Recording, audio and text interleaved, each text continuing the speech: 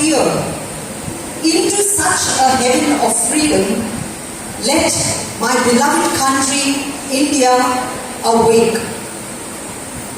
Friends, Indians, countrywomen and men, it is with great pride that on 15th of August 1947, the tricolour of India, orange, white and green, with a chakra in between, was unfurled at midnight, shouting out to the world that Swaraj is our birthright and every Indian has attained it on August 15th, 1947.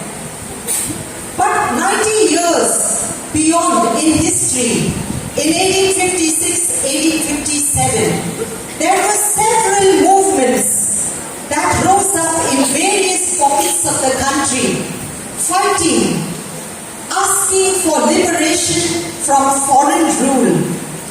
Brave women and men who fought for our freedom. The brave Rani Lakshmibai, Bahadur Shah, the great Begum Hazrat, Akkama Cherry, Tatya Tope, Mangal Pandey, and so many heroes and heroines who are not named in history. They rose up in the fight for freedom and they won it. At that time, blood was shed, red and white, but the color of the tribe of the flag was not yet on high. Decades before freedom came the non-cooperation movement, came the Quit India movement, and came the Gandhian era of a peaceful movement, a peaceful, non-violent fight for independence. And victory was theirs. The color of the flag of India flew high because of this peaceful, non-violent movement which resulted in India's freedom. So many of our patriots have laid down their lives, precious lives, for the sake of India and its freedom. Victory to the great Mahatma Gandhi. Victory to these patriots of the country. Our freedom was won. We don't celebrate victory of our independent India then. We are celebrating the victory of India's independence even today. Come 2026 and we have the rise of civil activism in the country. The young, the students who gathered in various pockets of India, and they too told the country that yes, education is our birthright. We demand a fair and free system of education. And we too want to fight for freedom today, but in a peaceful, in a legal, and in a courageous manner where we are ready to risk our lives, as it was so beautifully shown in the skit by the secondary students, where the youth of India today have power vested in them, the power and the freedom not just to do what they like, but to choose the right path, the path of non-violence, the path of ahimsa, the path of satyagraha, the path of freedom for every citizen, the freedom to learn, to be, and to be a dignified child of God. We also celebrate today a big feast of the Assumption of the Blessed Virgin Mary. And here is a young girl, a woman ready to dedicate her life in the service of humanity by obeying God's will in her courageous stand against the gossip of the world, against the wickedness of the generations. She was ready to be good, noble, and true. And so God exalted her, assumed her into heaven, a pure body, a pure mind, a pure soul.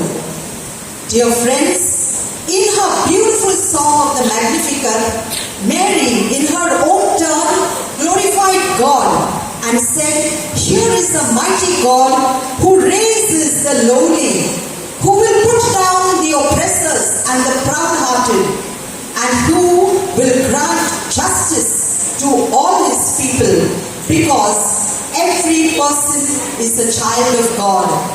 And what about our beautiful Canossian girls?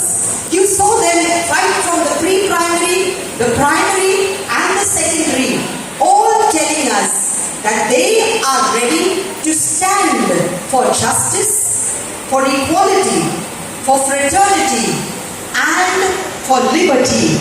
All these values enshrined in this one sacred book, the Constitutions of India, which all of us are called to uphold with dignity and pride, because you and I are living in a free India, free to practice our own religion, free to speak words of truth and wisdom and grace, free to live with dignity and honor.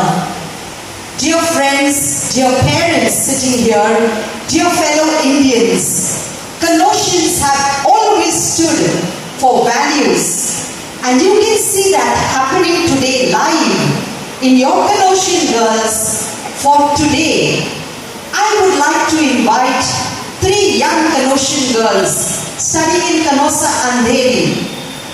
Come here to the stage and they will proclaim what they truly pledged for the youth as youth today and youth tomorrow for a strong and courageous India. They are going to express what is this theme that we have chosen, that Azadi ek zimmedari hai, and we have to be sure that freedom is never without responsibility. And that responsibility is going to be expressed by our beautiful young girls, Canossa young girls of Canossa Andheri, Swara, Misri, Suhana Patel, and Sian Rodriguez.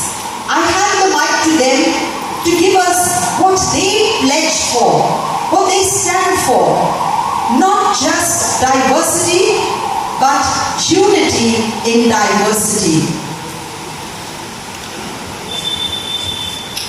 As the Bhagavad Gita declares, whenever righteousness declines and unrighteousness rises, I manifest myself to protect the good and destroy the wicked.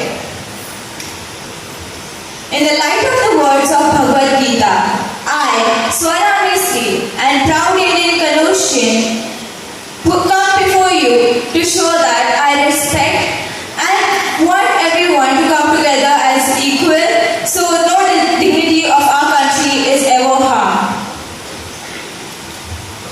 As Holy Quran says, stand out firmly for justice as witnesses to Allah, even if it is against yourself or others.